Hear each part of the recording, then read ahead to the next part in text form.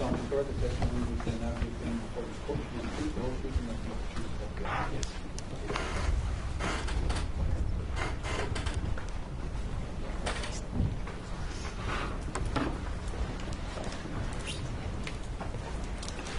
So would you state your name and spell your last name for the record? Anthony Angel, A-N-G-E-L. So how are you employed? I work for the Security Threat Unit. The Travis County Sheriff's Office? Yes. How long have you been employed with the Travis County Sheriff's Office? 19 years. How long have you been with the Security Threat Unit? 6 years. And what does that mean, being in the Security Threat Unit?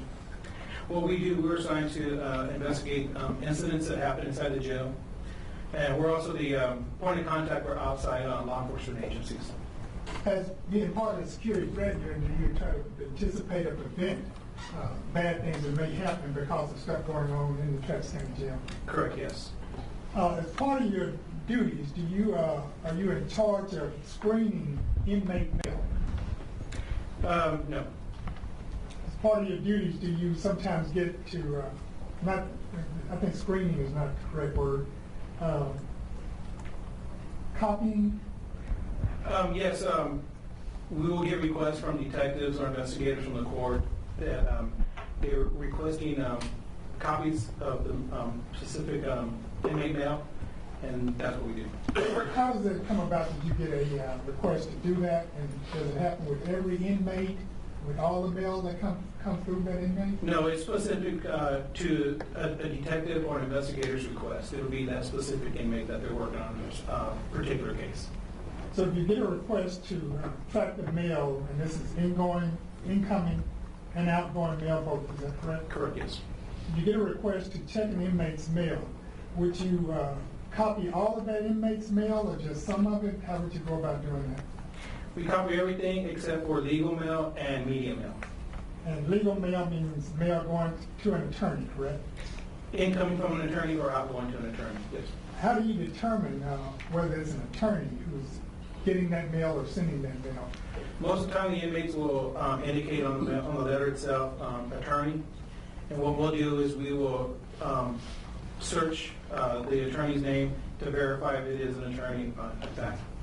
So if somebody's sending a letter out that says an inmate has written attorney on there or legal mail, something like that, you don't actually read the letter inside to see if it's really legal mail? No, we don't. We don't open it. If we can verify that it is an attorney, then we don't even open it at all. And do you even verify that that attorney who's listed on the letter is an attorney for that person? Yes. How do you verify that? The state bar. We'll look on the state bar and verify that they are a practicing attorney. Maybe I misspoke. Do you verify that they are indeed an attorney representing that inmate? No, we don't. You verify through the state bar that they are actually a licensed attorney, regardless of whether they may or may not be representing that person. Correct, yes.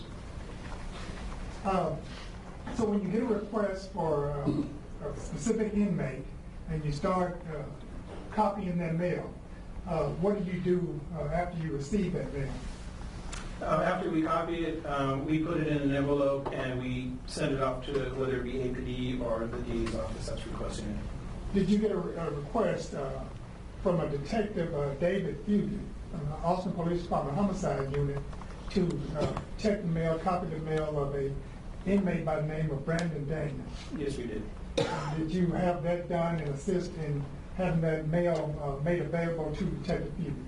Correct, yes, we copied and sent it to him. Are there certain threats that are associated with mail coming in and out? What are your concerns about mail coming in and out of Travis County Jail?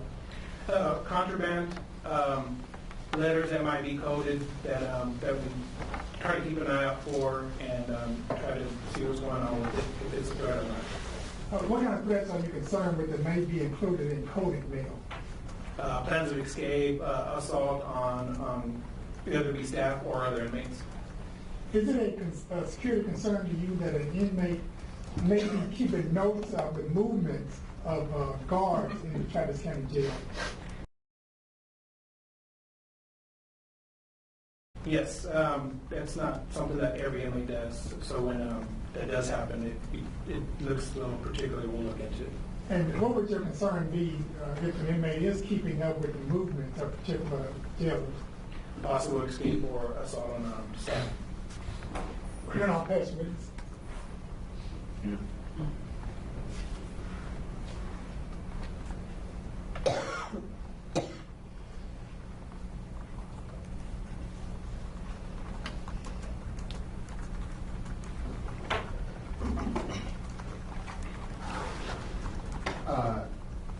Is it Officer Angel or Deputy Angel? Sheriff Deputy, yes, sir. An Angel or Angel, sorry. However you can pronounce it. Okay. Deputy, I'm Russ Hunt. And so part of your assignment was to copy Mr. Daniels' mail or not to copy Mr. Daniels' mail? To copy. Okay. Yes.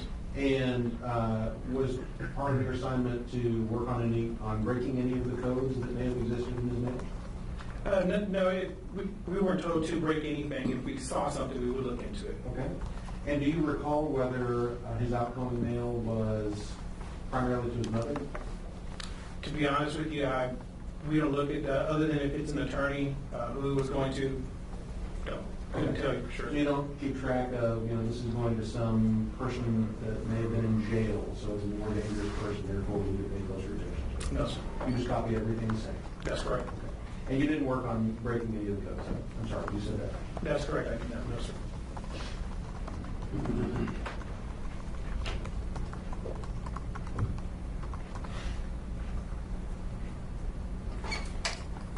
All right, we'll pass this. No question. Thank you. You may step down.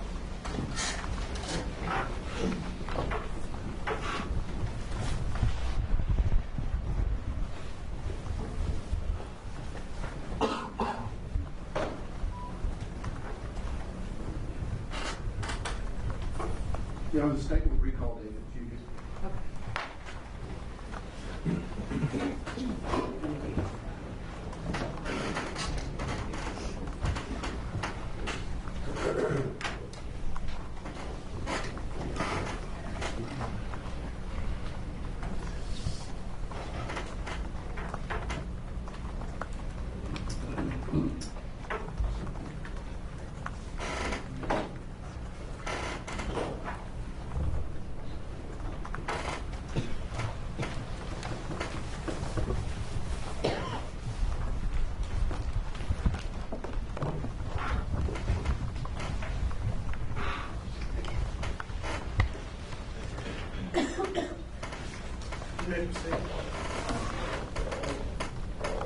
Detective Fugate, this is the third time you've been here, is that correct?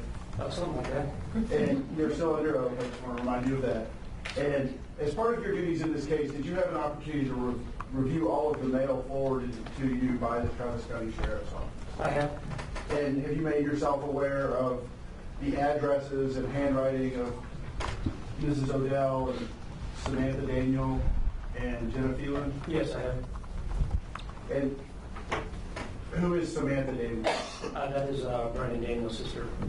And are those basically the three people he writes most? Primarily those three, yes.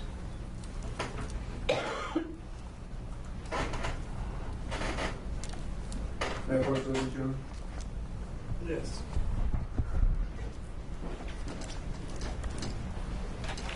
Sure, I'm showing you that item. Starting at the front, is that the envelope that letter was mailed in? Yeah, it's a copy of the envelope. And does the return address, who does the return address come back to? Inmate Brandon Daniel with his booking number. And does it also have his date of birth? It does. And who is it addressed to and at what address? It's addressed to his mother, Mary Odell, at 8024 South Columbine Court in Sentinel, Colorado. And you recognize that to be an address at least at one time of Ms. Odell? Right. At some point since this event, she's moved, is that correct? Right, she moved to South Fraser. And if you could, at the marked portion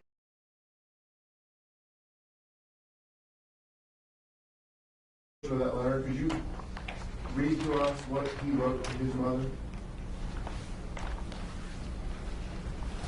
It said, thanks for sending me magazines and books. I'm sorry. object to testifying for something that's not what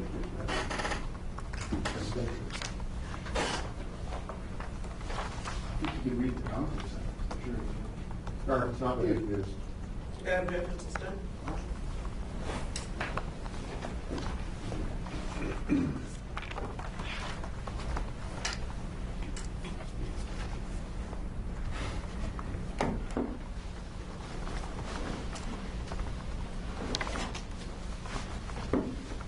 Sure, I'm showing you what's been marked as State Exhibit 89. Do you recognize that? I do. Does that fairly and accurately depict a copy of a letter you received from the Travis County Sheriff's Office? Yes, it does. At the sign the statement moved to the State Exhibit 89. Please objection, Sir, in reference to State Exhibit 9, if you could read to us the marked portion of that letter. Says, thanks for sending me magazines and books. They really help pass the time. Thanks also for setting up their pen pal accounts. I was thinking when people go on there, they might be looking for someone more criminalish. Can you change my profile slightly? Keep the stuff about me, but add a little bit more to make me sound more bad with a smiley face. And are you familiar with the pen pal site he's referring to? Yes, it's meetinginmate.com. I'm sorry? Meetinmate.com. And were you able to locate the profile claiming to be that of Mr. Daniel? Yes, it was. Can I approach you? Yes.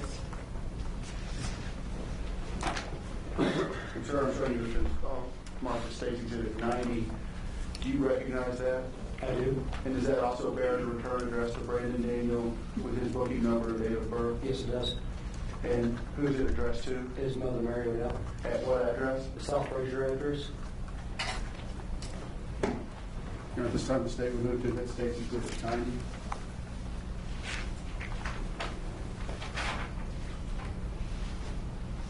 Okay. Submitted. Sir, if you could read the marked portion of that letter.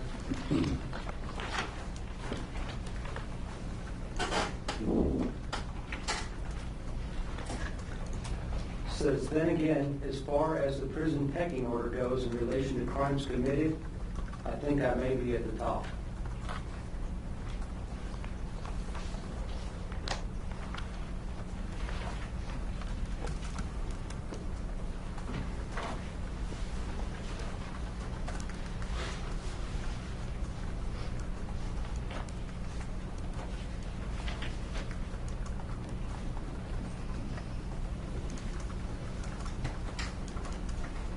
Can I approach you on? You may. Sir, I'm showing you what's been marked as State's Exhibit 91. That particular letter didn't come with an envelope. That's correct. Do you recognize the handwriting of that letter? I do. It's a Brandon Daniel. And who is that letter addressed It's to? addressed to his sister, Samantha Daniel. At this time, the state would move to the State's Exhibit 91.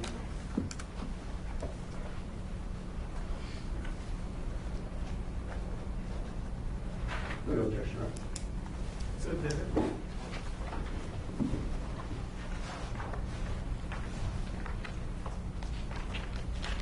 And sir, if you could read the paragraph that's marked on the particular letter.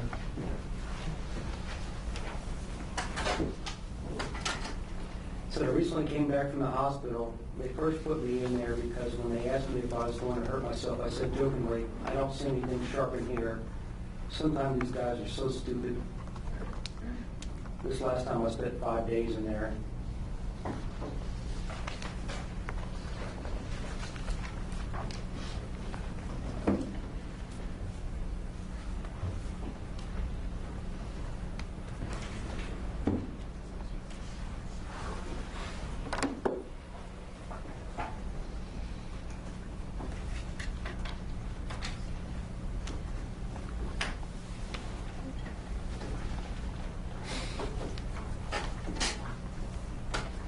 I approach you on. You may. And sir, I'm sure you would have been marked as State's Exhibits 92, 93, and 94. Do you recognize those items? I do. And you recognize the return address? Yes, they're all from inmate Brian Daniel. And who are they all addressed to? Two are addressed to Jennifer Phelan and one to his mother, Mary Odell. At this time, the state will move to admit states exhibits 92, 93, and 94 to the jury.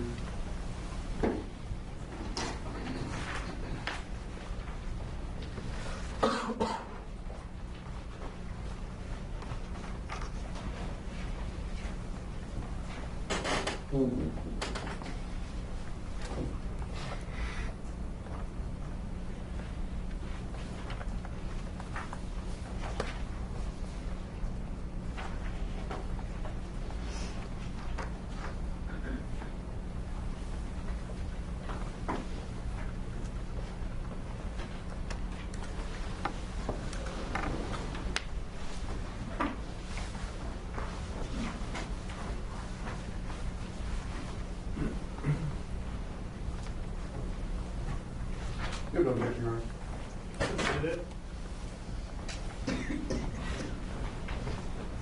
Sir, beginning with State's Exhibit 92, can you read to the jury the marked portions of the letter?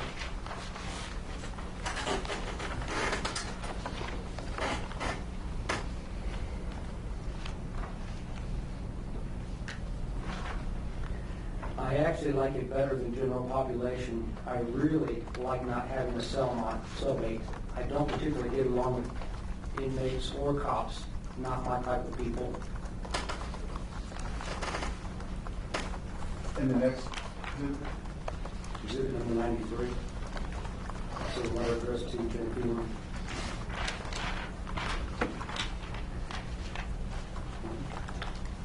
Just a reminder, do not talk to anyone about me, including my lawyers, mitigator, private eye, etc., until I say it's okay.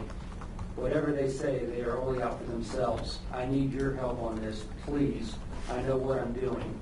You have to keep up on these court-appointed lawyers. Texas is #1 in wrongful convictions, and last in spending for defense. So let me run the defense, and just help me by only doing what I say directly. Don't trust anyone. And when you first read the first part of that, you emphasized the I. Why is that? Because it's underlined twice. State's Exhibit 94. Another letter addressed to Jennifer Phelan.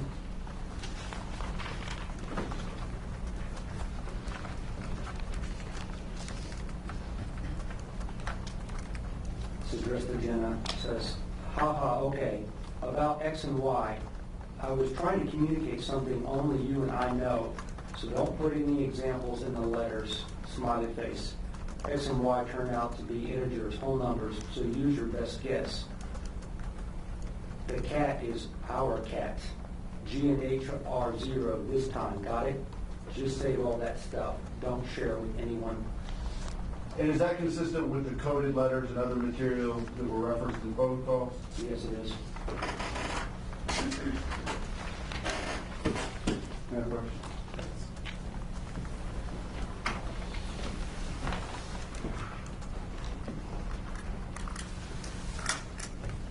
Sir, I'm showing you Mr. March's State's Exhibit 95. Again, that one does not have an envelope. Who is it addressed to? Jennifer Phelan. And how is it signed? Love Brandon. And is that handwriting consistent with what you observed from Mr. Daniel? It is.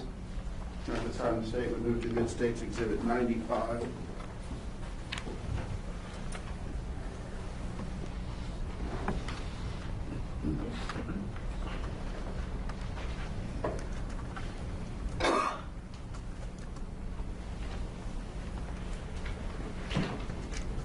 So there you go.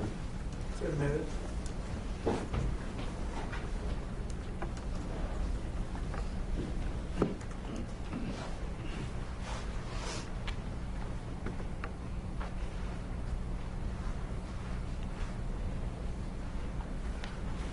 Sir, what does it appear to you that that letter is written with? A crayon. And was that one of Mr. Daniel's complaints in many phone calls that he was not allowed pencils or pens? That's correct. And that's consistent with some of the rules of HSB and the health services building, is that correct? That's correct. And at the bottom of that first page, is Mr. Daniel discussing again the code system in his letter to Ms. Phelan? Sorry. Yes. Or permission to publish one of the pages to the jury?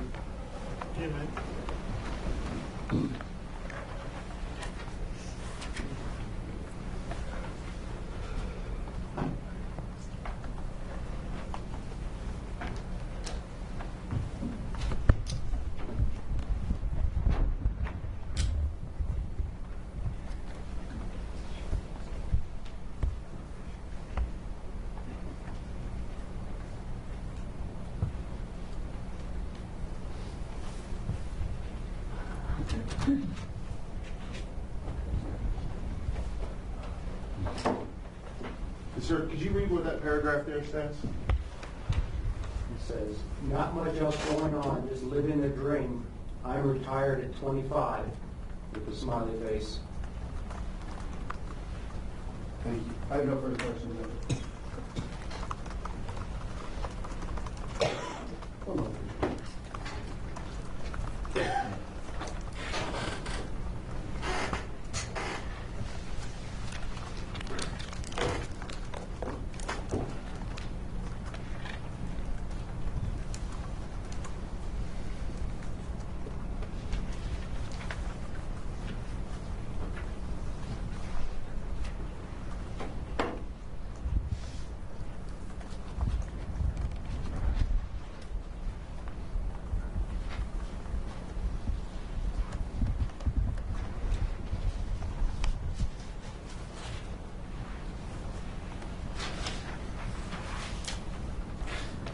I have no additional questions at this time.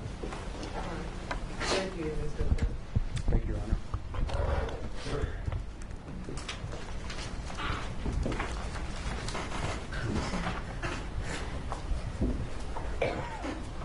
Yes, they call Steve Rogers.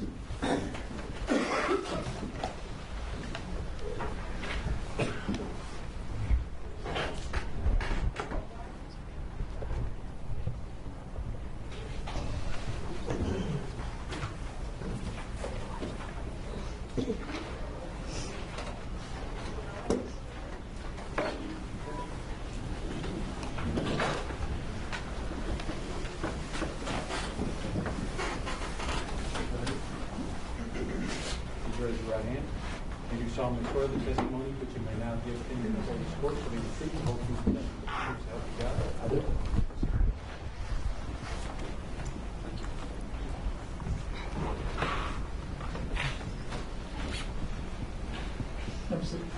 So do you state your name and spell your last name for the record? My name is Stephen Rogers, R-O-G-E-R-S. Mr. Rogers, what do you do for a living? Well, I'm currently retired from the Texas Department of Criminal Justice after 30 years of service with them. Give us your educational and professional background. Okay, I have a master's degree in English. I have a bachelor's in business. 30 years with the prison system, Texas prison system. I have been a correctional officer at maximum security facilities. I've worked all levels of custody. Is that how you started off as a corrections officer? Yes, sir, I did. Do you remember when that was? 1982, a long time ago. Where did you work at that time? I've worked at that time I worked at the Inmate unit in Palestine, Texas, that area, Tennessee Colonies, what the little town's called. I worked at Cofield, I worked at the Michael unit. And those are all three maximum security facilities. Let me get you to move that mic just a little bit back. From Yes, sir. to the left. I think that's good, right? There. Okay. So you were telling us about the different units you had worked in as a security Correctional officer. correction officer. Yes, sir. Great. Okay, after being a correctional officer for several years, I became a case manager, classification case manager. What did that involve doing? That involved the day-to-day unit-level classification of offenders on a unit. Basically, an offender is at the facility, he's got to have a custody, he's got to have a job, he's got to have some kind of treatment. Our job was to ensure that each offender was getting that programming aspect with regards to his incarceration. So at that time, were you the person in charge of deciding what their classification would be? No, sir. On the unit level, it is a unit classification committee that makes that decision, and that consists of a warden as a chairperson and a treatment member and a security member. And promoted to assistant chief of classification, and then promoted to chief of classification. After that, promoted to program administrator, which actually wrote policy and procedure for unit level classification officials. Then I became a warden for 4 years. After the warden stint, I became a state classification member. Let me stop you just a minute, Mr. Rogers. When you became a warden, what is your job as a warden involved in? The warden involved making sure all of the laws of the state, federal, local government were adhered to on the facility to ensure the safety and security of the prisoners as well as the staff that entered that facility. I was in charge and responsible for the entire facility as well as employees and offenders that were there. I sat on those committees, unit level classification, to actually assign an offender his job, his custody, handle any special type of issues the offender may have had. Now, when I promoted the state classification committee member in Huntsville, there's only approximately 10 of those staff members who decide when an offender will go upon arriving to the TDCJ, Texas Department of Criminal Justice. That would require a sole decision based on a look at all the evidence, not evidence, but all the particulars about the offender's record. Based on that, we would decide, or I would decide, which unit he would be placed, which custody he would be in that position. So if somebody is being sentenced to a term of prison in the Texas prison system, they don't just automatically go into a certain place and have a certain status? No, sir, not necessarily. If an offender gets, for example, life without parole, and I believe that's the issue here today, he would be assigned a G3 custody. So as a state classification committee member, if that offender came before me to make that decision, I would have to assign him G3 custody based on his life without parole status, which would stay with him the duration of his incarceration. Now,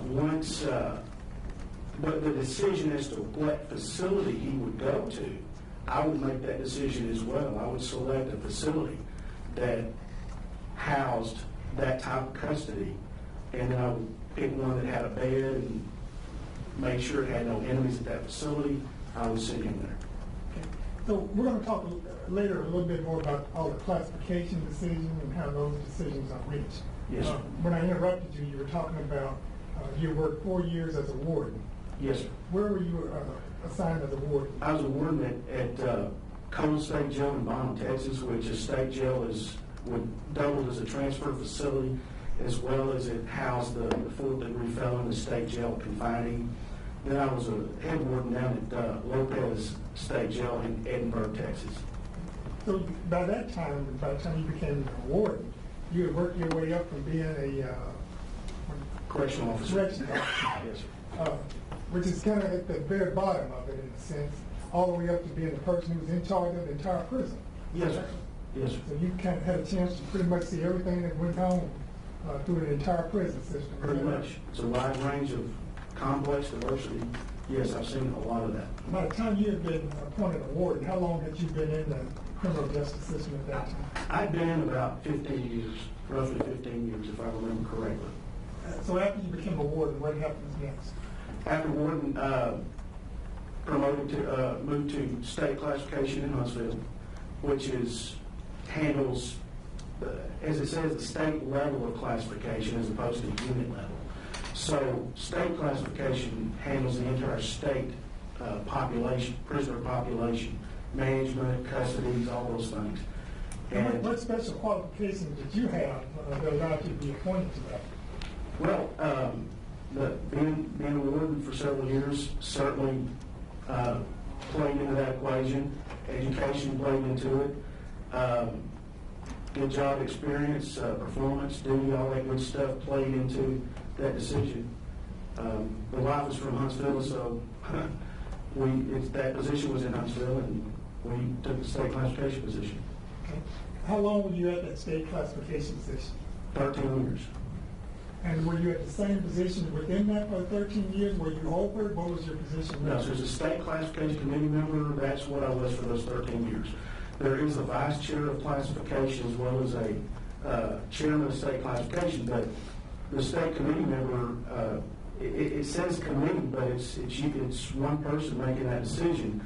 Unless the committee member has trouble making the decision, then he or she would yield to the supervisor, or the vice chair, or the chairman of state classification. When you're talking about making decisions, tell the jury what kind of decisions you were making. We made the decision, as I said earlier, to decide what custody an offender had coming into the prison system. We approved offenders for outside trustee status. That's the guy that walks around the prison, works outside the prison without armed guard. We placed inmates into and removed them from safekeeping status, protective custody. My job on some occasions was to transfer offenders because they had a protection issue. They had an enemy at the facility. I had to transfer him from out of that situation to another prison facility. I've approved offenders to drive 18-wheelers that you may see driving up down the interstate out here. We actually approved those and decided whether or not they could drive that truck and get their license. And that office, state classification, actually transfers 8,000 to 10,000 offenders per month. Transfers 8,000 to 10,000 offenders. I didn't believe it either until I saw some harsh statistics on it. It's pretty amazing how many transfers are affected out of that office. And so tell the jury what you mean by transfer. Transfer an offender, he's at, for example, the Cofield unit. And when I say unit, that's unit, facility, prison, it's all the same thing. If he's at the Cofield unit and he has an enemy there, for example, and I believe that if I don't transfer him from the Cofield unit to another facility that can handle his security and treatment needs, then I would issue an order to put him on a bus to transport him to another facility where hopefully he wouldn't have that security problem. And those kind of decisions are being made on 8,000 to 10,000 prisoners a year. Per month, but pretty much what's going on, I would not. The 10 of us state committee members would make those decisions, but there's a lot of medical transfers that take place that a doctor pretty much orders it. So, to answer your question, someone makes a decision to transfer that many offenders per month. So you 13 years you're on the classification committee. What after that? I retired, and now do you occasionally requested as part of a new job to come in and give expert testimony regarding the classification system in the Texas prison? yes, sir, I did. And have you testified previously as an expert on that subject? Yes, sir, I have. I've testified. I've been subpoenaed about 35 times, and I've testified in about 21 death penalty cases. And since you no longer work for the Texas prison system, do you charge a fee for whatever kind of advice and testimony you give? Yes, I did. And does your testimony depend on the payment of that fee? I mean, Absolutely not. What determines the testimony that you give? Basically, and in all honesty, my conscience. I'm going to tell you what I know as honestly as I possibly can, plus swearing to them as I swore in a minute ago. I mean, I'm here to be honest as I can and tell you the truth about what I know and what I've experienced throughout my years with the prison system. Now let's talk about the classification system. Why is that important? Well, think about it. If you had offenders showing up at the prison and no one was there to decide how to organize people where they live in a prison, how would you make that decision to place the good guys with the good guys and the bad guys with the bad guys? You have to have a classification system to determine where a guy is going to be housed according to a custody assigned by someone based on a certain criteria. So you just don't have 100 guys show up from Travis County at the back gate of the birth unit in Huntsville and then just say, hey, go get the prison and find a place. You have to logically place these offenders according to certain criteria in a custody. Custody translates to a housing area, and that's where he would spend his time, his day-to-day living. What does the person's classification determine as far as what kind of privileges or freedoms that they may have while in prison? Well, the custody equals level of supervision, and the level of supervision determines the less supervision you need, the more privileges you get. For example, if you're a G2 custody, G stands for general population. Now, I think everyone's heard of minimum custody, minimum, medium, close custody. Well, the G2 is just another way of saying minimum custody. If I'm a minimum custody offender, I get all the rights and privileges appertaining to being a G2 custody offender. If I'm a G5 custody, which is down the totem pole, that means I'm assaultive, I'm a constant troublemaker. Well, my privileges are restricted accordingly. G5 is the most restricted. No, sir. Administrative segregation would be, because that guy's in a cell 23 hours a day, 7 days a week, except for recreation time for an hour. You know, a lot of kind of lay people think that that's how all prisoners are in a cell for 23 hours a day and get out for an hour for rest. It's not like that? No, sir. What's it like? Well, general population, those guys are unfettered. The administrative segregation inmate, he's got handcuffs on before he comes out of his cell. So let me slow you down. So there's two basic classifications you're talking about. Is that correct? And if you want to look at it that way, you can say there's general population and there's not. General population being administrative or? Administrative segregation is a non-punitive status for an offender who is assaultive, he's an escape risk, he's a severe secure risk to the facility and to the staff and other offenders. So that type of offender would require being placed away from the rest of the population and movement severely limited, as opposed to general population. Offenders with good conduct, they're not assaulting anybody, they're not a severe threat to the facility, they get more freedom within the prison to move around. But just for right now, we're basically talking about there's two areas, then we're talking about areas within those areas. So we're talking about administrative segregation and then general population. Yes, sir. And then within administrative segregation, there's different kinds of confinement within that, if that's an accurate word. It has a different name, but those offenders are pretty much handled the same within administrative segregation. Though they, based on poor behavior, those guys can end up receiving restriction. For example, they might get rec restriction. He can't go out for his hours a day and recreate. He may not get his bluebell ice cream from the commissary. He's restricted that way. But it's kind of limited.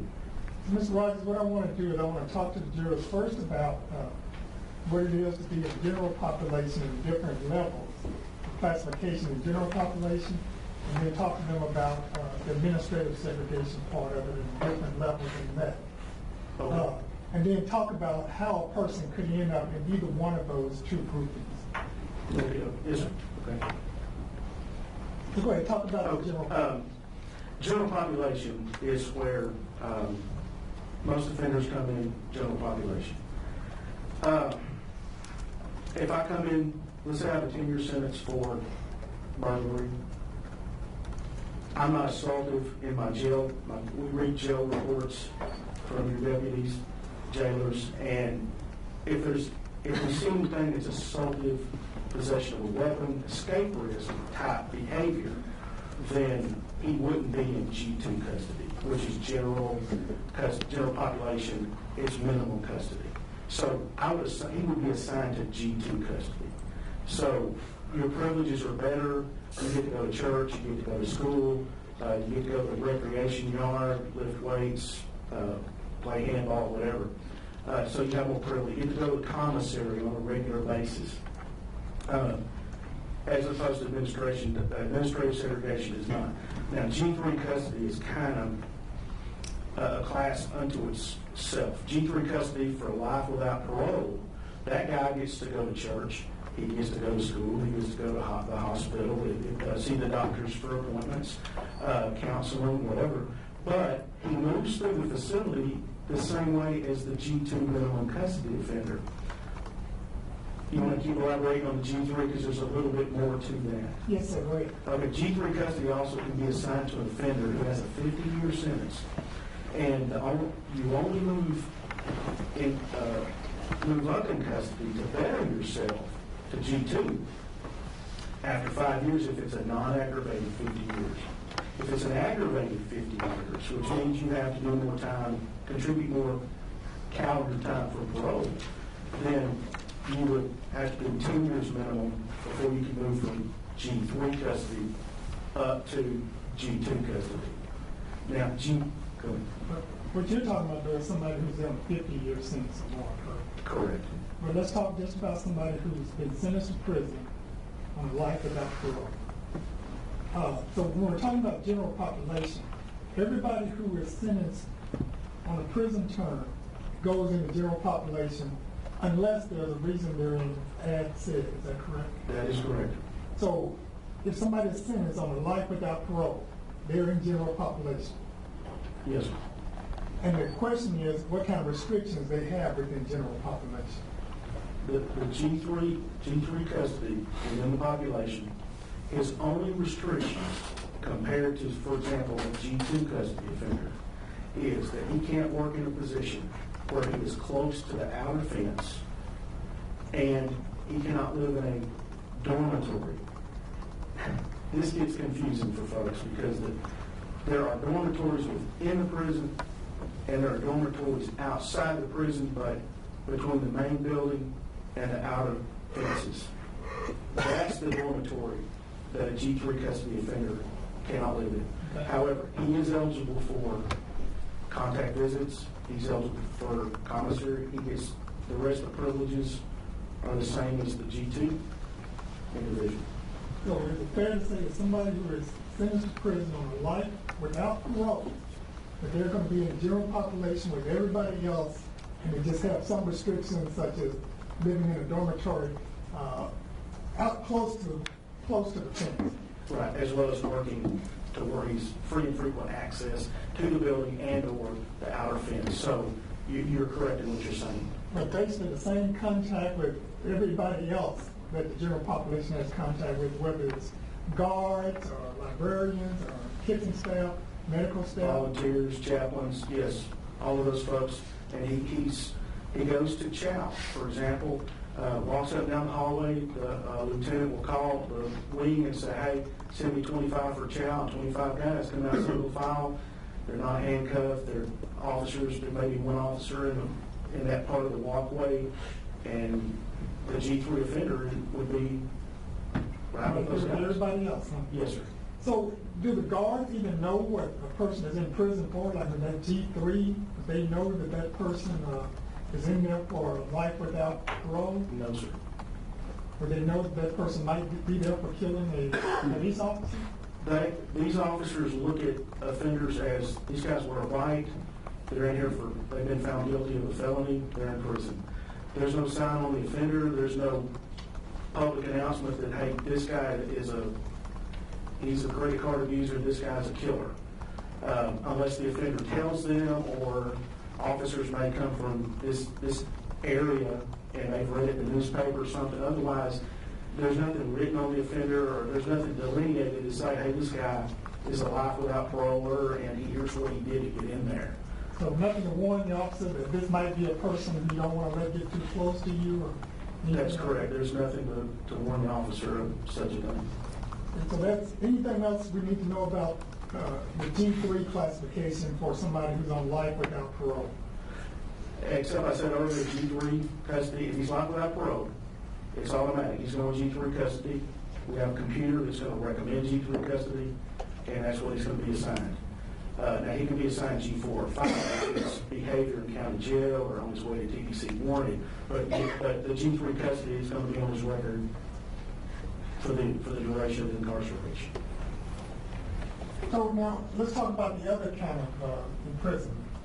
Say someone has been sent to prison on a death penalty case, and the jury has decided that they should get the death penalty. Are they kept in a different confinement?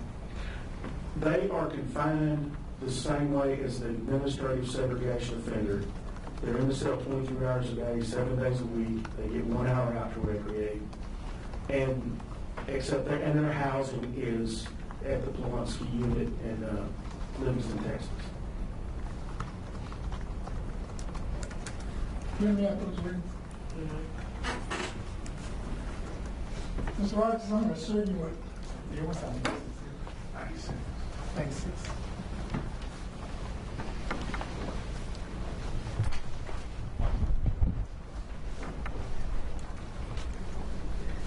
Mr. Rogers, I'm going to show you what has been marked as State's Exhibit number 96, and ask if you recognize this CD. Yes, sir, that's the CD that you showed me and I initialed in your office earlier today. This video images on this CD fairly and accurately show the movements of prisoners in general population and on death row in the Texas Department of Criminal Justice. Yes, it does. Here we go, State's Exhibit number 96. We have no objection, Your Honor. And then we publish. Mr. Rogers, since this does not have a sound to it, I want to ask that as they're showing this to the jury on the screen, could you tell them what's going on up there? Okay. Based on your training experience or work within the prison system. Yes.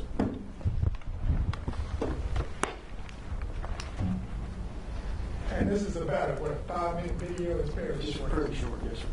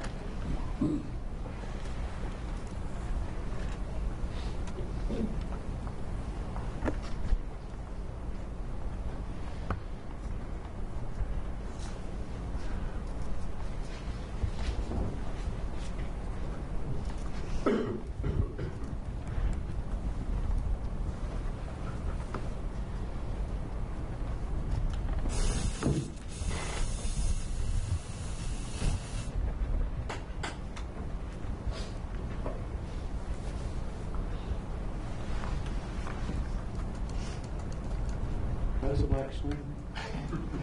It'll be nighttime. Yes.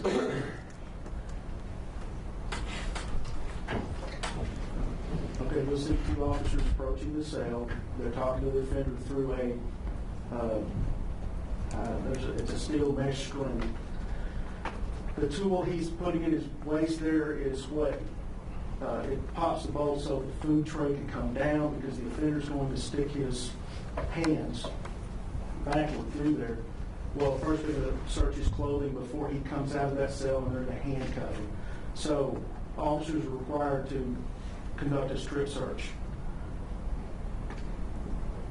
And notice she has a wand that's checking for any metal objects on the clothing. Now, we see a female officer there. Is that unusual that there are female officers? No, sir, it's not. Many staff members in the prison system are female correctional staff. Look, you have any idea what percentage? I talked to several wardens who have informed me that up to 50% of their staff members are female, and those are maximum security facilities. What's going on now? He is backing up to the cell. The correctional staff put handcuffs on his wrists. He's closing the food slot. You look at the food slot and you may think, hey, that's not that big a deal, but you'd be surprised at the assaults that can occur through a food slot.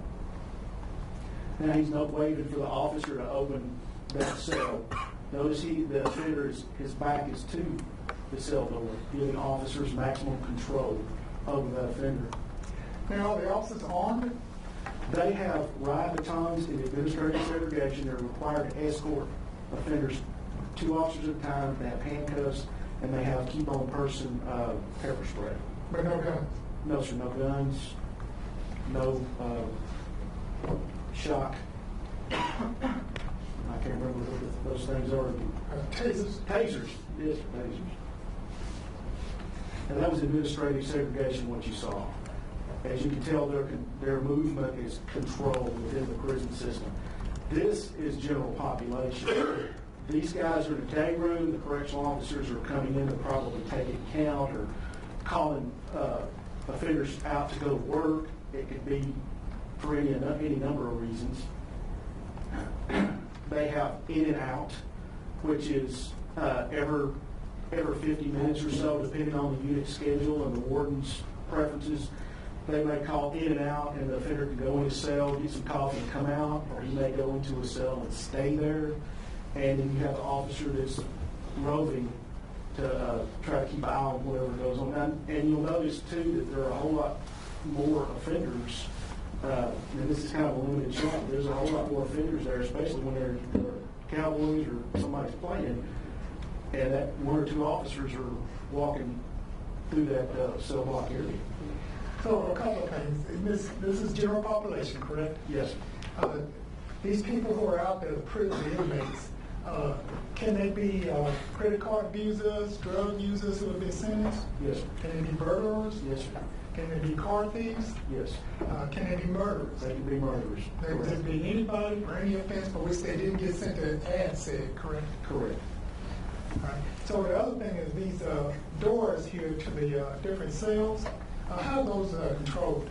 They're controlled from a central control area that if the camera went to the left and up, an officer is up in a glassed-in tinted control area. And I've been in those areas when I was an officer, and believe there's like hundreds of buttons on that thing to control speakers, to talk to the officers, to talk to the offenders, and it's controlled by the push of a button. And when that button's pushed, that door lock is released, and then that inmate or officer can slide that door open. Would it be possible for an inmate to get the door open without the button being pressed? I've watched videos of offenders, what they call popping the cell and opening it. I've actually, as a correctional officer, observed offenders supposed to have two in a cell. You walk by, there's three in a cell, and you're trying to figure out how you got there when everybody else is locked up. And the cell was locked. And the cell was locked, and you think you're seeing things. Thought you saw someone go into the cell, and you're like, now they're all in bed. How can that happen? Go up, walk by, there's three guys in there. Wait a minute, there's only supposed to be two. Where did the third guy come from? So yes, those cell doors at times can be defeated. And then there's the inmates who are trying to defeat them can figure out some way to do it. You've seen that happen? Yes, they do. I've seen it happen. Can you start that back up?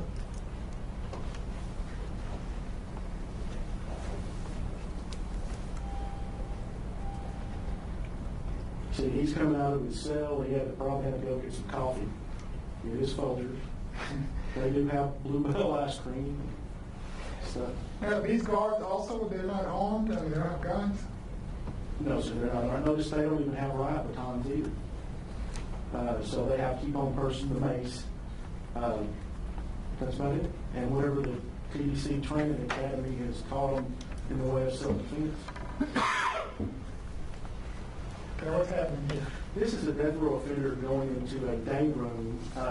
He'll go in, they'll secure the door, they'll take the cuffs off of him, and then he can move around freely and it's just a room maybe a quarter this size or less, and it's got a chinning bar, it's got a mat, it's got a color TV. Most of them have. He's got a basketball goal, and that's pretty much all the recreation he can do. So he'll do that for an hour. They'll come back, they'll strip search him again, they'll cuff him through the food slot and take him back up to his cell and just go through the same procedure every time he moves.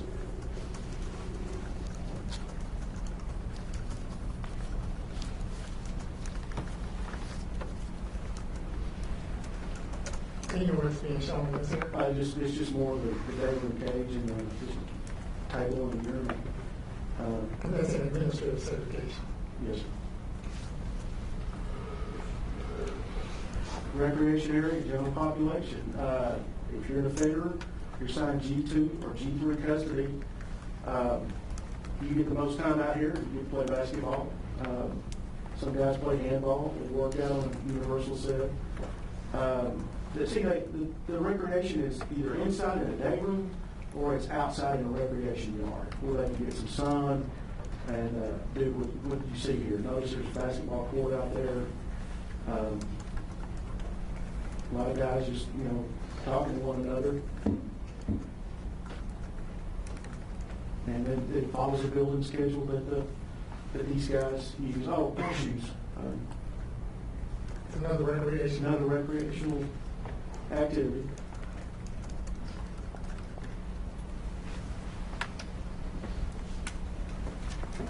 Now, the mealtime on death row, these officers they take the meal to his cell. Looks like biscuits, and I'm not sure what the other item was there. So it's taken to him, and it's placed in the food slot for him to retrieve. General population is different, of course. They get to go down to the dining hall, and as you can see, they're aligned. They're going through the dining hall. They get 20 minutes from the time they hit the door to the time they leave to eat. Is that accurate how few guards are shown on this? Yes. Historically, it's supposed to be one officer for 6 offenders. However, the interpretation of that is that you take 1,000 and divide by 6, and that's how many officers you're supposed to have there at one time or spread out over 24-hour shift. So that's normal to have just a couple of officers because we're making on these guys to be minimal custody, not bad folks, so we control them better. However, situations do occur, tempers flare, and then you have a problem. And that's general population what you're talking about. Yes, sir. You also notice the guy was stamping that offender's piece of paper. Actually, keeps him from eating 2 or 3 times, circling back in the chow line. This is a maximum facility. When I did state classification, we had to visit these facilities and go down those hallways right there. They're probably escorting him to an attorney's appointment. They could be escorting him to a medical appointment, psychological appointment. So if you're on death row, you can still be taken out and taken away from the campus, away from the prison, correct? Yes, sir. You could. Death row is pretty limited because there's only one facility that has death row offenders, and that's Pulaski and Livingston. However, if there's a medical issue that Pulaski unit medical staff could not handle, they could conceivably put him on a bus and take him to a chronic care facility, a facility that has more medical staff and services to meet his needs, should that happen. But you bet, he's finished. He's coming back to, he's got to go back to death row.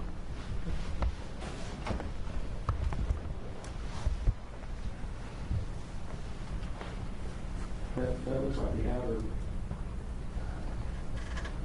that's outer fence somewhere. It's an ass movement. Looks like they're going to a metal detector. Most facilities have metal detectors now. So that would be a prison hallway. It's an open air hallway because they have facilities that are, the newer facilities don't have the brick and mortar per se. Now, can you back up just a minute? It looks like a civilian female was walking across there. Did you?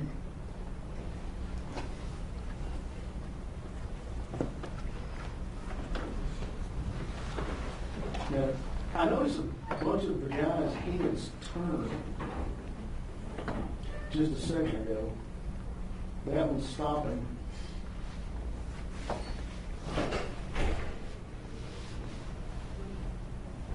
Okay, Bill, can you stop there? That looks like a civilian employee in a dress, female. You'll notice, I think after she passes those offenders in line, turn to look, and offenders will catcall and whistle and stuff like that. But you have civilian females who aren't necessarily trained in self-defense tactics per se. Well, like say a female correctional officer would be. So, and have you seen a correctional officer there yet? Well, it's not someone may argue that we just did video to show them all that. But is this typical? It's typical. I've been in the hallway of a unit like this, and offenders going to chow down one side of the hall, and offenders coming back on the other side. And I'm in a hallway with maybe 30 to 40 guys, and they're on their way back to chow, or back from the dining hall for eating the chow. So that's goes on every day. So, just so I understand this, In general population, the guards don't have guns, none of them, they never have guns? No, sir, because the situation could be a whole lot worse if they did have a gun. If I had a gun in the penitentiary and these guys took that gun from me, I would really have a problem then. And the policy with TDC, if you're held hostage in a Texas prison, even if you're the warden or the director or the governor, you're not getting out the front door. And that's just policy in TDC, because once that hostage taker takes that individual outside that security perimeter, then chances are the hostage will be killed anyway. So, and that's ingrained. And you'll see signs at the facility, the front door says hostages not allowed beyond this point. So, but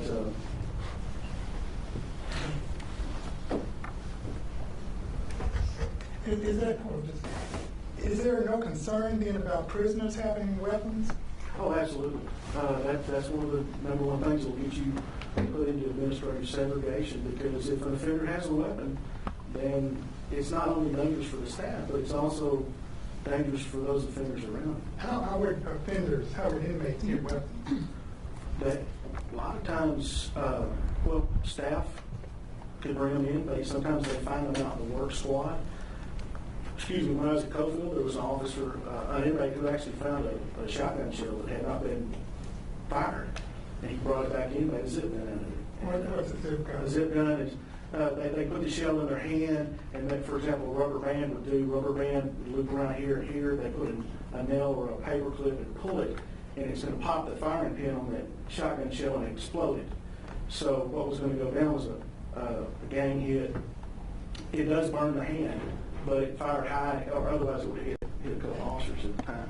Have you investigated or seen cases where people have actually made guns that were used to? Well, the Carrasco incident that occurred in the 70s, Carrasco, they actually made some handmade guns there, and yes, I've seen them.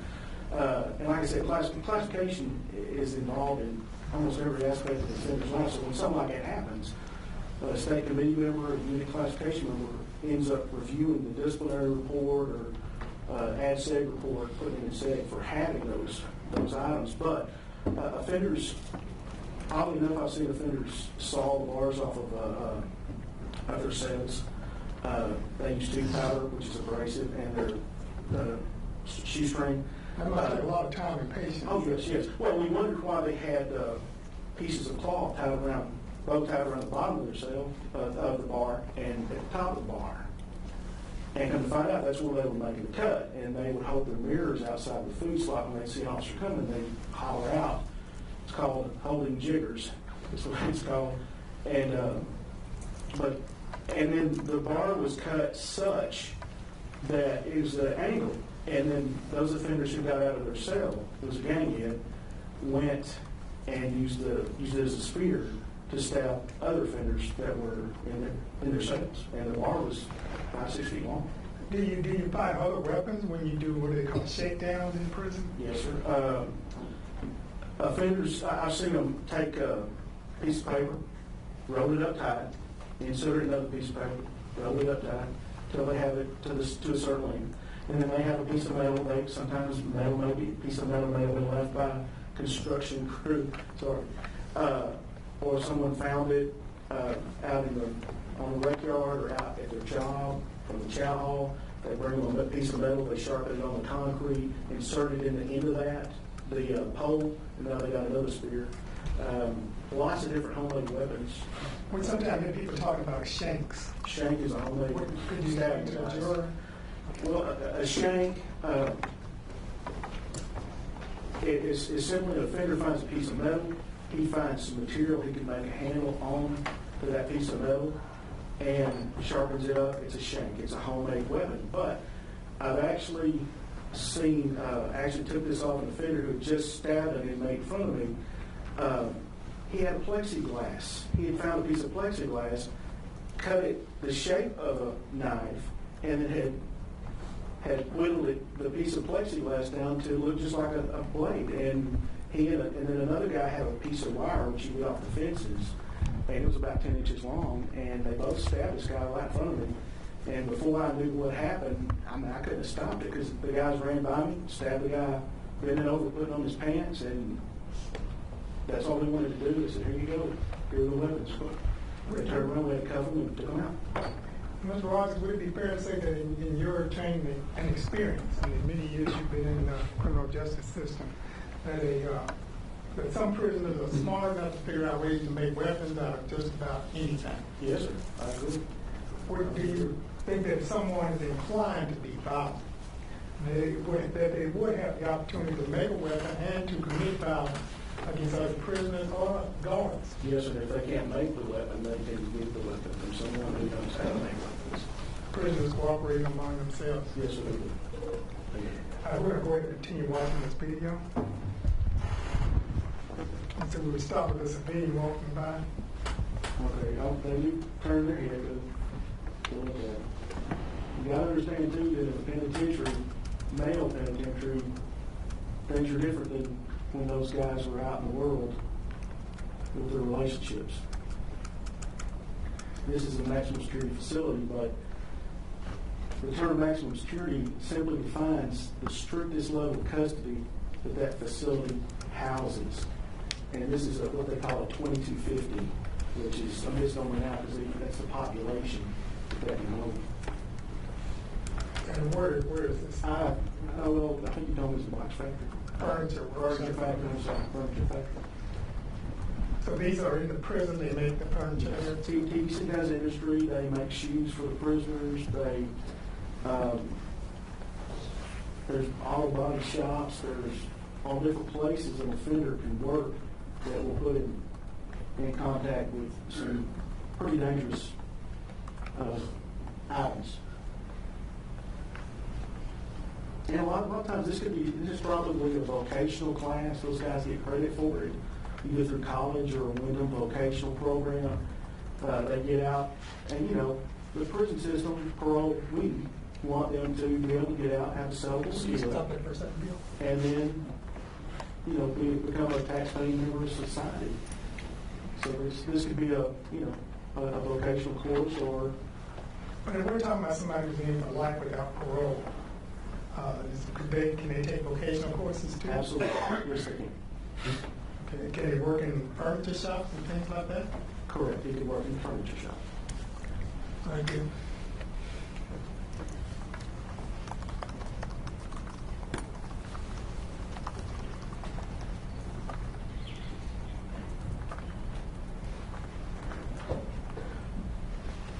The one requirement or restriction that a G3 offender has, he, for example, he could not work in the maintenance department, because almost every maintenance department in the prison system is in the back corner next to a fence. And so he would be limited with that type of job. However, the warden can say, hey, I don't want guys that are G3 like without parole working in the furniture shop. Or not. That depends on the warden. Depends on the warden. Otherwise, there's no restriction that says you have this G3, so you can't do that. The warden can decide you can't do that. Correct.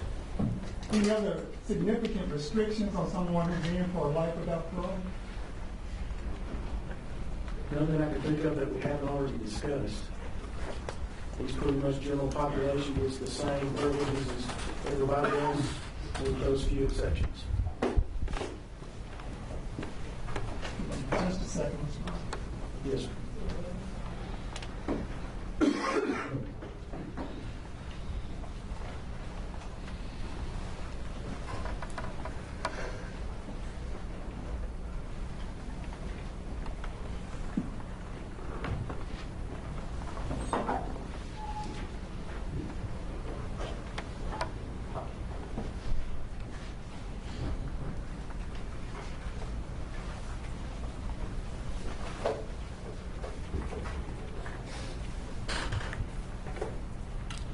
So I want to ask you about contraband in the prisons. Prisoners find some way to get access to contraband. Yes, sir, they do.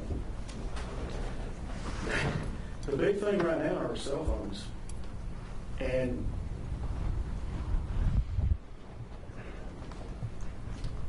for example, everybody has a Facebook account. There's a prisoner somehow has gotten on my Facebook account. and he's been in permanent lockup forever. I've known him since I was a fledgling correctional officer, and I can't get him off. So I have, shut that down a long time ago. I don't, the guy's written a book, and I'm in the book and all that stuff, but contraband, the cell phones, I don't even want to embarrass you as to how they get the cell phones and the chargers. Cell phones don't go without the charge of the battery, right? So these folks, they get those things in the penitentiary on a regular basis and make phone calls to people who were their victims or testified against them. That's happening. But we're talking administrative segregation and general population are getting that type of contraband. That's considered dangerous contraband. What about drugs? Drugs, yes, sir. They put those in. I think items are easier to smuggle than a cell phone. But So if somebody's in prison, life without parole, would they have the opportunity, if they desire to take drugs and become intoxicated by those drugs? sure, yes, they do. Have you seen that based on your personal experience? I've seen them sniffing glue, ODing on drugs, situations like that. What about alcoholic beverages? Some yeast from the chow hall. Yes, I've seen them make it. Some yeast from the chow hall, something that will ferment and sugar, and they've got buddies in the chow hall, the dining hall, that are cooks and bakers, and they end up making it. As a warden at Cole State Jail in the commissary behind the kitchen, the offenders actually had one of these, how big, 50-gallon trash can. It was full of hooch. Hooch is what we call it down here. Chalk. That's what it's called. Yes, hooch, chalk, whatever you want to call it. Which is basically allowing these items to ferment until they become alcohol. Alcohol. Right, they ferment, yes, sir. And some of these guys are pretty good at it. As a warden or as someone who works in the prison system, would you be concerned if you had an inmate who was trying to communicate with people outside of prison through some kind of code system in the mail? Absolutely. Why would you be concerned about that? Well, if he's doing something that he doesn't want prison officials to know about, he does it through a code. In my mind, if I'm the warden, I'm thinking it doesn't follow the standard policy and procedure or even the law. He's up to something. So we're going to watch him. The mailroom staff actually scan all mail for stuff, and if they run across something they think is coded, then they bring it to the warden, and then the warden directs them appropriately. Most people don't know this, but offenders now can, in the day room, I forgot to tell you, they can make phone calls in the day room. Not on a cell phone, on a phone, in the day room, on a calling card. They can call mom or wife or kids from the day room. And that had always been a Texas prison system thing. Texas held off a long time before doing it. Also, an offender can receive email, legal email. He can, for example, his mom can send a one-way email to him. The mailroom staff have 24 hours to deliver that message to the offender. A lot of people don't know about that. They still, even the general population, they get emails, they get phone calls. Yes, sir. Would you consider somebody who's engaged in setting up a coded message system to be some kind of threat to officers or correctional officers in prison? I think that type of situation wouldn't just be necessarily the correctional staff. It could also the correctional staff as well as other offenders could be even extrapolated further, going to the public, depending on the situation. Mr. Rogers, would you be concerned if one of the inmates in the prison that you were over, the warden over, if that inmate was tracking the activities of correctional officers? Absolutely. Why would you be concerned about that? Well, in the penitentiary system, if you're over a facility, you're playing devil's advocate. You're playing the what-if game. You're trying to be a couple of steps ahead of those who are in your charge. So in my mind's eye, I'm thinking this guy is watching when people come and go. So if he wants to do something he's not supposed to be doing, then chances are That's why he's tracking the activity of the staff. Are the staff always on 100% highest alert? Being human, I don't think staff members can. Sometimes let their guards down? Absolutely. You got to understand that the people in charge of correctional officers, the wardens, they're dealing with people, and those people can be quite persuasive. These folks don't have horns and tails and, breathe fire. They're human beings like the rest of us, and it's easy to get complacent and be sympathetic for a fellow situation. So, absolutely. So I want to talk to you a little bit about the movement of prisoners. We talked about ad said and people, the limitations on those people being moved, say, for medical reasons to another facility or to a hospital. What about your general population? Are there reasons that you could be removed from the prison that you're at in general population to somewhere outside the prison? Absolutely.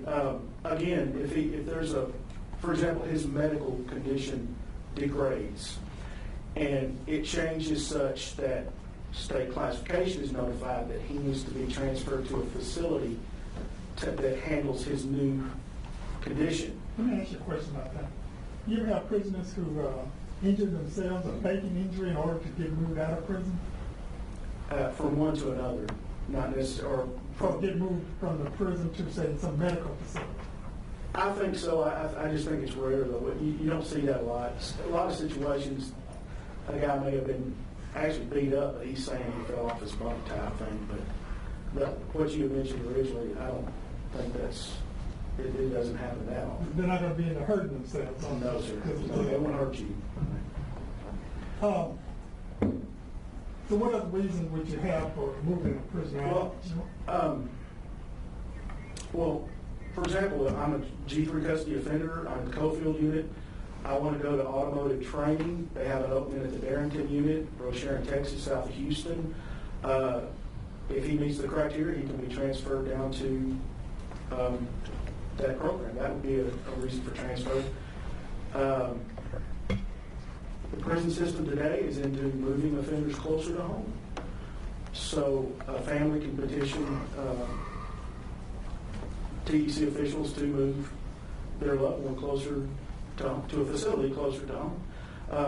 Like I said, medically, an offender may be moved because his condition is downgraded, meaning not all facilities have every type of medical service. One may have, let's say if there's 100% service, one may have 75% of services.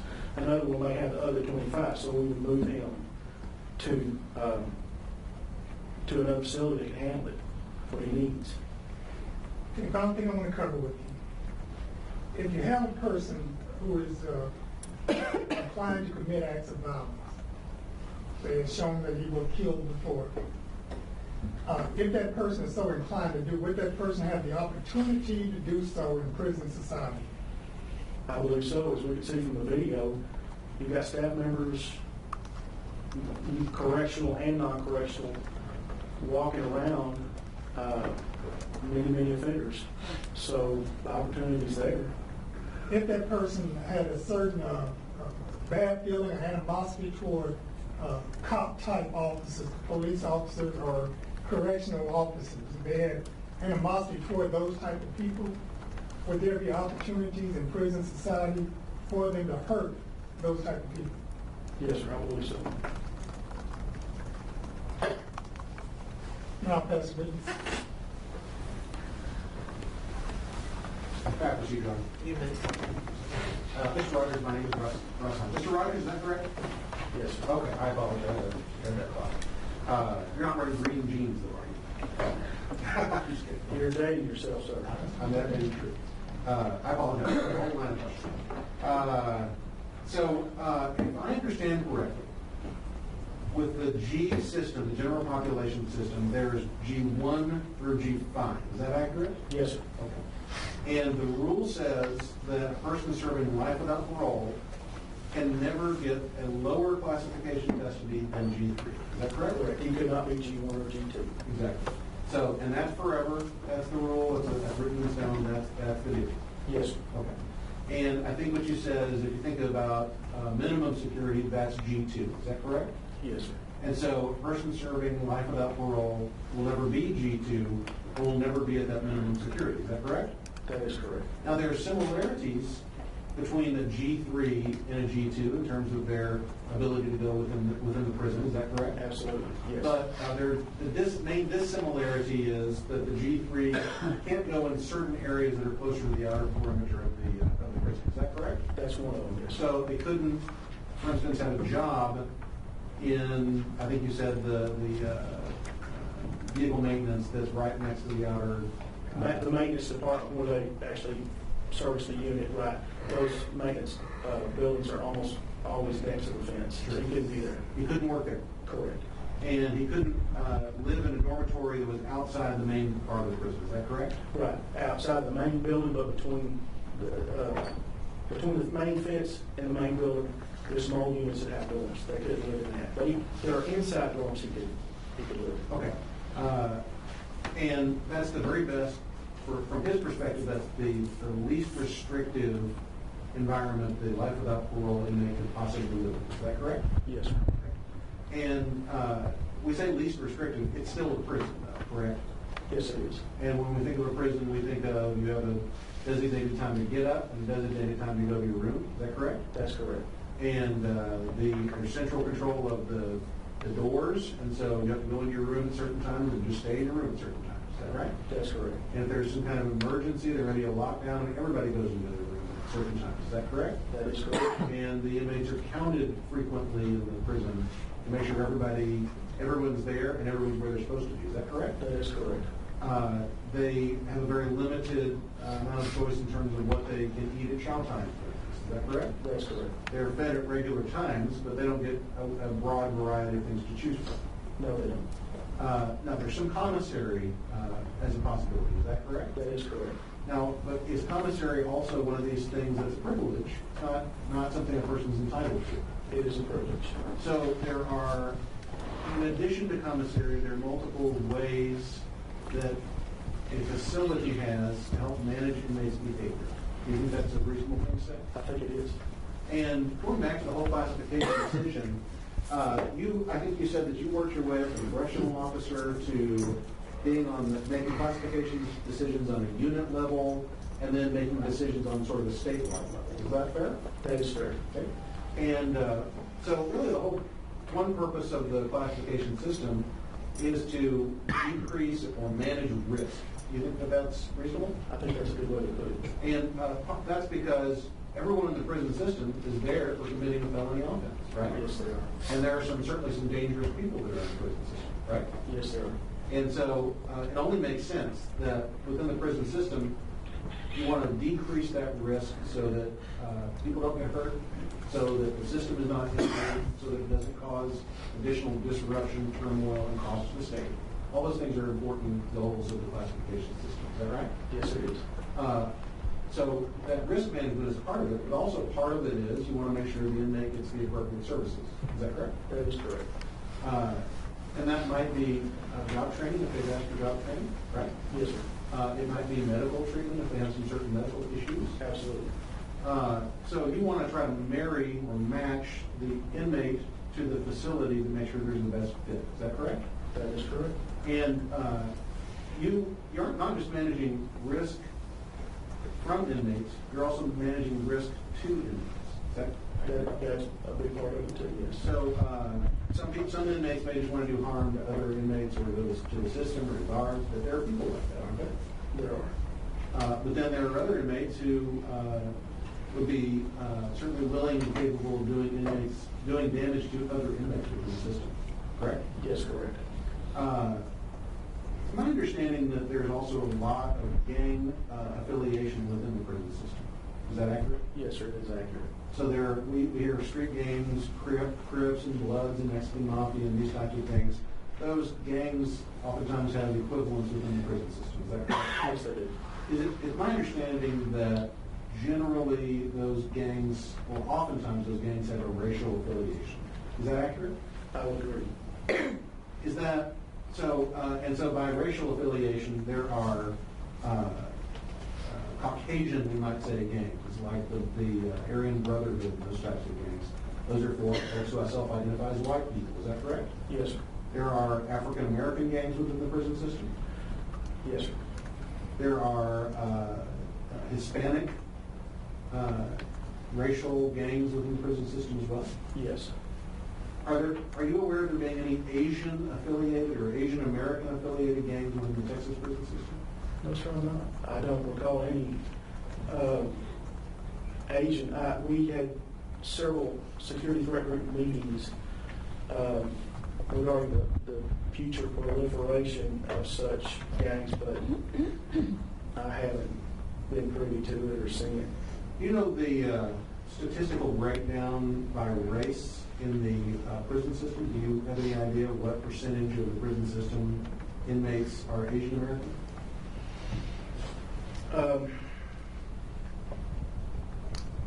When I looked at my computer at my desk in DDC, we had black, Hispanic, and other, and the Asian Americans fell under the other, and it was very few. Okay. So less than 5%? I would say that's fair, probably smaller. Possibly less than 1%. Yes, sir. And how many inmates are there in the entire prison system in Texas? As of last month, it's almost 137,000. And how many facilities are there? There are 110. It is fair to say, is it not, that every year the great majority of prison inmates in the Texas prison system don't commit any violent offenses at all while they're in the system. Is that correct? I think that's fair to say. But based on your testimony here today, there's nobody that can guarantee that a person's really determined to do some harm. That person could possibly do some harm. That's fair to say. That's fair.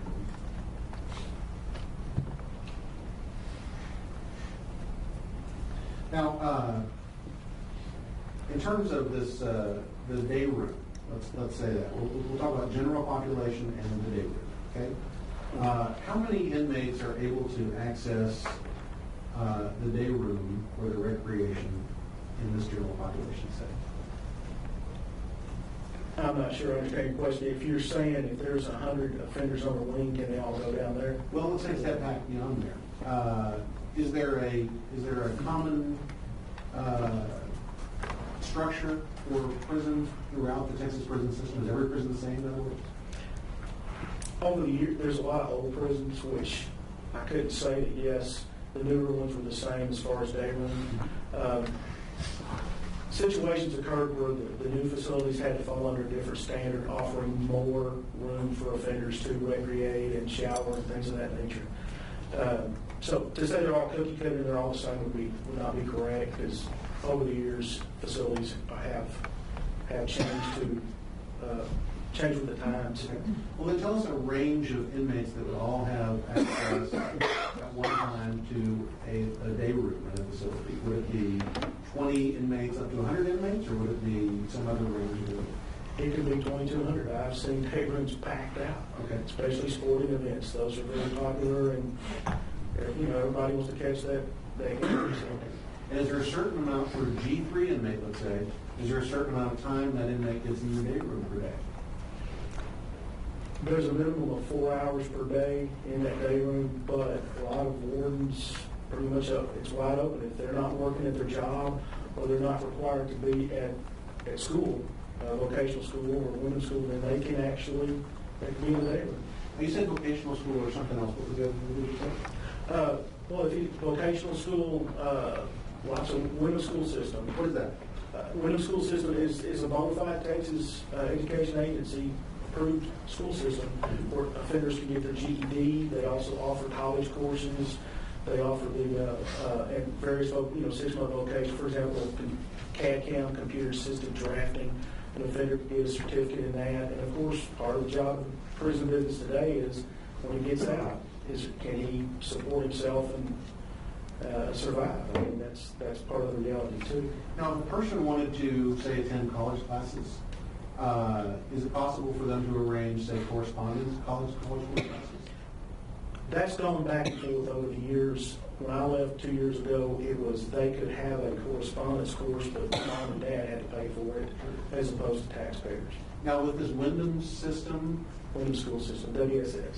okay, can a person do college coursework through the WSS, or is that just vocational training? Wyndham School, for example, Trinity Valley Community College in Athens, they provide college education to the Cofield, the Northern Area units, and an offender can conceivably earn up to a master's degree in the Texas prison system.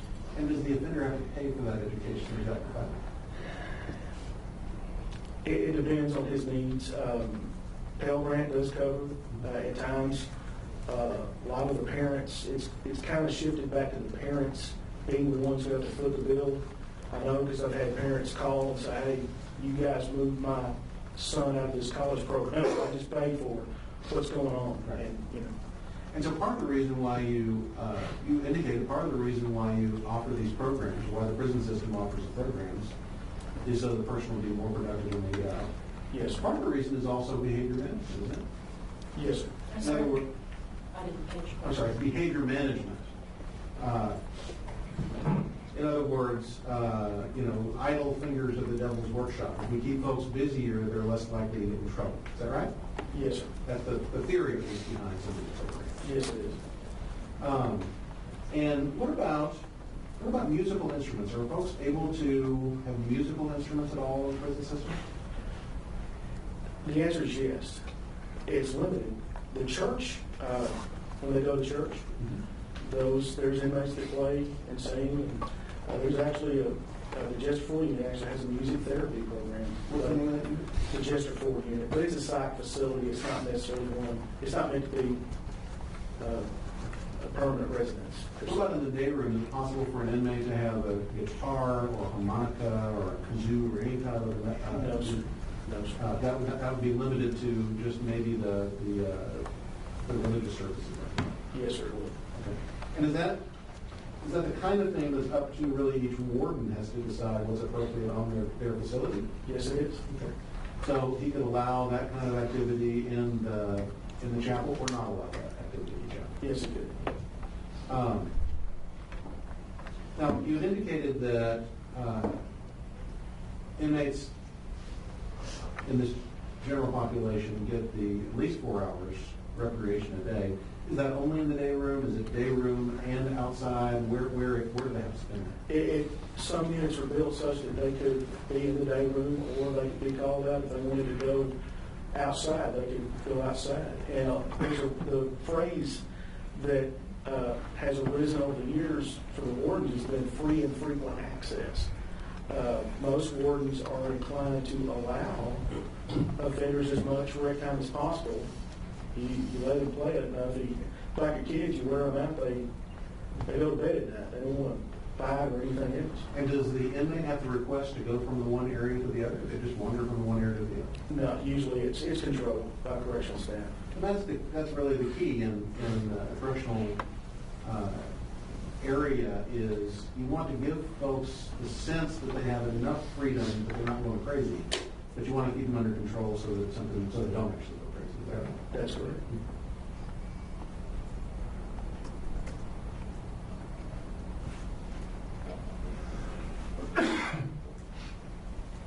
Now, you had mentioned in your testimony earlier that as part of this classifications deal, you had approved for certain inmates even to drive semi-tractor trailers from the Yes, sir. You certainly couldn't do that as a G3, could you? Well, a person serving life without parole could never do something like No, sir. That'd be a little too accommodating, I think.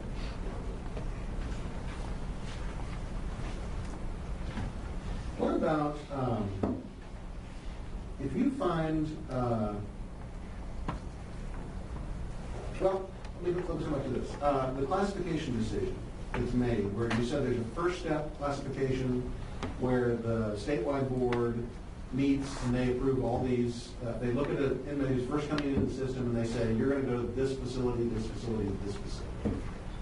Are you on the same page? Yes, well, actually, it's the state classification committee member, the SEC member, Yes. makes that decision alone. Right. But yes, you're correct. Their units are designated for first, second offenders, recidivists, and their age, their medical needs, stuff like that. Okay. Does anybody assist them with that particular determination, or is it just based on, here's what they're charged with, here's their age, here's the county jail report on their conduct in county jail? Is that all you get, or do you get a report from a sociologist or anything else? Well, that decision is made after the sociologist and the psychiatrist, the doctor, and everybody, all the paperwork's come in on him after whatever amount of time at diagnostic, the birth unit. And once that's done, then he is put on committee, on docket for committee. And the committee members required to look at all the pertinent information on that record and then make that, before making that decision. Okay, so when a person gets a prison sentence, we'll just make this real clear for the jury. If a person gets a prison sentence, they go to classification. That's the first place they go, right? I'm sorry, say it again. I'm sorry. I stated that wrong. When a person first gets a prison sentence, they go to diagnostic. Is that right? Yes, sir, for information gathering. And is it correct that we call it diagnostic because one of the things we're looking for is your tuberculosis skin test and you're treated on TV? Well, I honestly don't know about that, but it's no longer called diagnostic. It's called the bird unit. And, but what goes on there is determining what type of offender he is and what type of classification, safety and security he's going to need. So you indicated that the inmate will come in, he'll be looked at by a sociologist, a psychiatrist, and whoever needs to take a look at him. Is that correct? That is correct. His documents are gathered together over a 30 to 40 day time period. Is that about right? That's fair. And then they go to the people on the committee, those Yes. documents to you. And then each individual committee member is assigned a caseload and they make their individual decision. Is that No, correct? what happens is the duty of assigning offenders to units is rotated through those 10 committee members. Okay. And you have a week where you may process 200 to 500 offenders, classifying them to a unit somewhere within the system based on that criteria. Okay. So a person who is a higher security threat risk will go to a higher security type facility, Correct. and a person who's a lower security threat risk may go to a place where there's a lower level of security. Correct. And then when they get to that facility, then the warden and other folks at that prison facility, they have access to those same documents. The majority of them. I'm not going to. I don't think 100. We didn't have 100%, but we had enough that we could make a good decision on what custody he needed to be assigned to, as well as a job. So when the inmate gets to the prison, the warden decides this is where this guy needs to be, who he needs to be housed around, who we should be kept away from, and those types of things. Actually, a unit classification committee chaired by the warden would make that decision. And is this another committee where there's really only one person deciding, or is it a whole group? It's supposed to be a group. Okay. So when you were warden, you were part of that Yes. classification. Yeah, How was the meetings with you? You have actually a major and a chief classification can chair that committee on the unit. In a nutshell, it's a treatment member and a security member. Security member can be anything, anyone, usually lieutenant or higher. Treatment member could be the health administrator, a nurse, someone that's of a programmatic nature, a drug abuse counselor, the chaplain. Now, if you have an offender coming in and he has special needs that you think he may have some psychological issues, then that you would make sure that when he came in to be classified, that you had a psychologist or psychiatrist or psychological associate there to assist the committee making that decision. And if a person's been prescribed, say, antidepressants in jail, they can continue to receive antidepressant treatment in prison. They can, that's still up to that doctor. If the doctor thinks he needs it, then the doctor will continue that. And the prison has its own approved formulary, not necessarily to get the exact same medicine you got to go to jail or on prison. Is that correct? That is correct. So if you determine through this whole process that an inmate is himself at risk, in other words, that other inmates may want to attack him, are there ways that an inmate can be put in some kind of protective situation? Actually, we have several places. One is safekeeping, which is considered not general population because it's a separate microcosm of the prison. Basically, The only difference is he sleeps in an area with like offenders, all in safekeeping status, who are, but they can still go to the same school, same recreation yard together. Now, the most restricted custody is protected custody, which is a form of administrative segregation. Warren Jeffs, for example, if you know the guy, San Angelo, I forget what the Unitarian, what kind of church it was, but he's in protected custody. Offenders who testified for the state or were informants for the FBI may be on protected custody. So yes, and those guys they're in the cell, they're in an individual cell, and everyone is locked out of the way before they move through the prison. But it's not, is it different than the administrative segregation we saw in the video where they have to stick their hands out of the thing and be handcuffed? These guys in protected custody, they'd open the cell door and he'd walk out with his hands unfettered. Because the extra security is for his benefit, not necessarily for the prison's benefit. Absolutely. And then similarly, I guess the opposite side of that is if a person becomes a greater threat, they can rise up that G ranking system. And what are the control features that the prison uses to control folks as they rise through the G system? Well, hopefully the disciplinary process, if he gets so many major disciplinaries, he's reviewed for every major disciplinary. Well, let me stop you. What is a major disciplinary? Major disciplinary results in loss of good time, loss of status. What would qualify as a major disciplinary? Major disciplinary struck an officer. Struck an officer. Struck an officer, that's considered staff assault, that's one. Okay.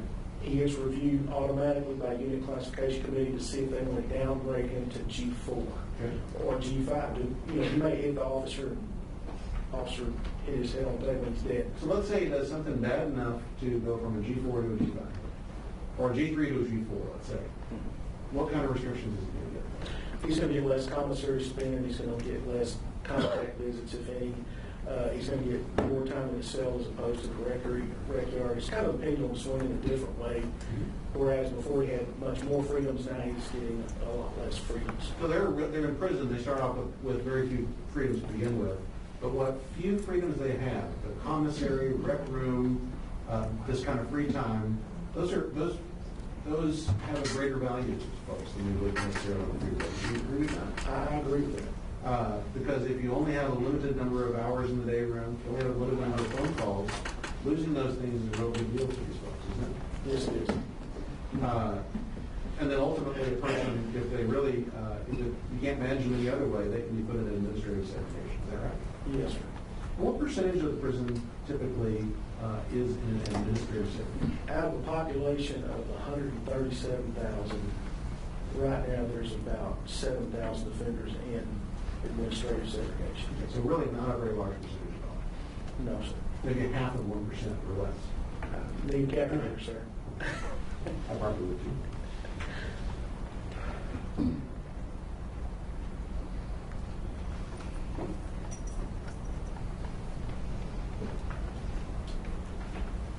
All right, maybe more and more. Yes, sir.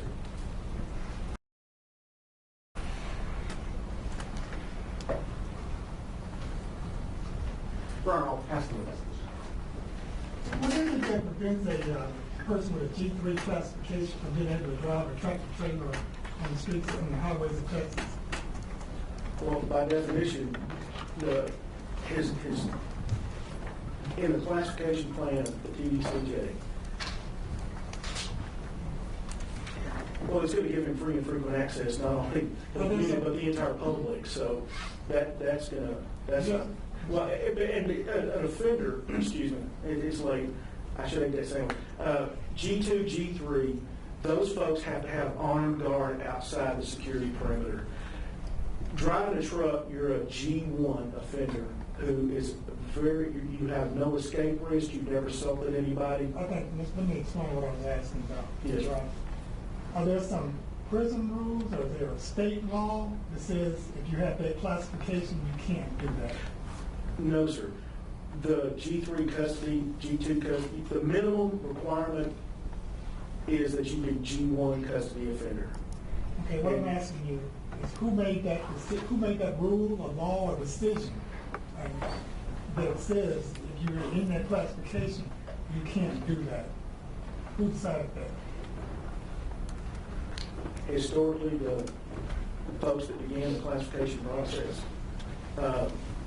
back in the mid to late 80s, they developed a classification plan. Debbie Roberts was one of the officials who did that. And they along with the directors of TDCJ and input from different officials in the system, made those decisions to, along with discussions with wardens, make those criteria for those offenders. That's a prison rule, right? Yes, sir. If somebody wanted to change that prison rule, could they do that? Sure. So tell me again, what's free and frequent access? What does that mean? Free and frequent access will allow, some facilities allow for the warden would allow the offender to go into the day room pretty much anytime he wanted. Some facilities, wardens have even allowed, for example, you have a cell block has, say, 3 pods, and each pod or living area would be separated by a door. And there's a vestibule area. The warden will allow, well, they're all G2 custody offenders. Let me just open all the doors and they roam all 3 pods as if it's one. So that would be an example of free and frequent access. You're in prison, the prison system provides your food, is that correct? Yes, sir. Provides your bed that you sleep in? Yes, sir. And gives you TV to watch? Yes, sir. Does it allow you to listen to radio? Yes, offenders can purchase a radio at the concert. Does it allow access to emails and phones? Well, just the phones in the day rooms, that are pay phones, And they can receive emails? and they can receive, but they can't send an email. They allow contact with family members? Yes, sir. And there are some restrictions, they certainly can't leave anytime they want to. Correct. Do people from general population, people assigned to general population, do they sometimes attack prison guards? Yes, Do they sometimes kill prison guards? yes, Do they sometimes do serious bodily injury to prison guards? yes, sir, they do. Do you know what provokes people to do that to prison guards? Or have objective speculation. Do people ever announce to prison guards, I'm attacking you because of whatever reason? No, sir, not that I know of. Would attacking, injuring a prison guard, would that be indicative of somebody who's a productive member of society? No, sir. You're not press release.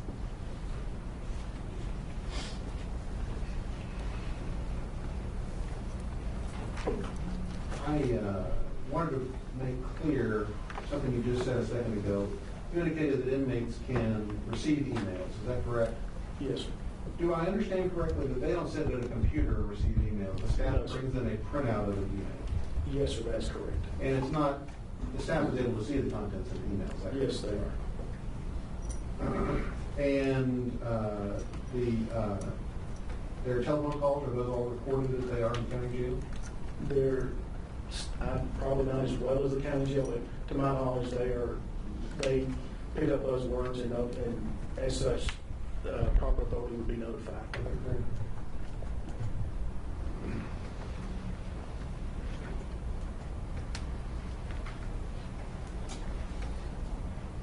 All right, we'll pass the list. No question. Thank you, you may step down. Thank you. Can I make this here? All right. You and me.